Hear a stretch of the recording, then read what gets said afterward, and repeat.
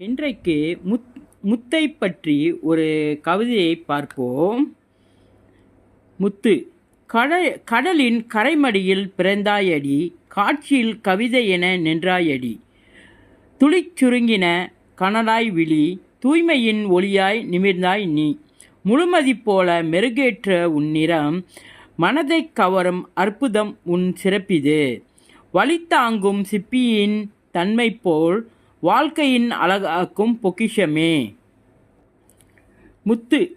கடல் கொடுத்த பொக்கிஷம். கடலில் ஒரு சிப்பி தூங்கி, காதில் ஒரு ரகசியம் பூண்டு, காற்றும் நனைத்த மலையிலும் கவனமாய் வளர்ந்தது முத்து.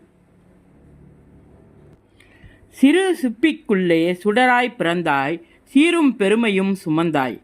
மின்னும் வெண்மையில் மென்மையும் உண்டு, மழலைக் குழந்தையின் முத்தாய் உண்டு. பாட்டி நகையில் நீ ஒளி வீசும், பசுமை நாட்களின் நினைவாய் தேரும். புதுமை யுகத்தில் பேஷனில் வாழ்ந்தும், பழமையை பேசும் முத்து நீயே. கடலுக்கு நன்றி சொல்லணும் கனிந்த உனக்கொரு கவிதை தேவை முத்தே. நீ மட்டும் இல்லை ஒரு கல், மனதையும் நனைக்கும் மலைத்துளி சொல். பாடலாகவும் பாடலாம் முத்தை பற்றி. முத்து முத்து முத்தம்மா, மலைத்துளியில் பிறந்தம்மா. சிப்பிக்குள்ளே தூங்கினாய், சிறு ஒளியாய் விழித்தாயாம். வெண்மணியில் மின்னினாய், விளையாட்டு வெயிலில் நின்றாயாம். பாட்டி நகையில் சிரித்தாயாம், பாப்பா நெஞ்சில் பசித்தாயாம். பல்லவி கூட நம்ம சொல்லலாம்.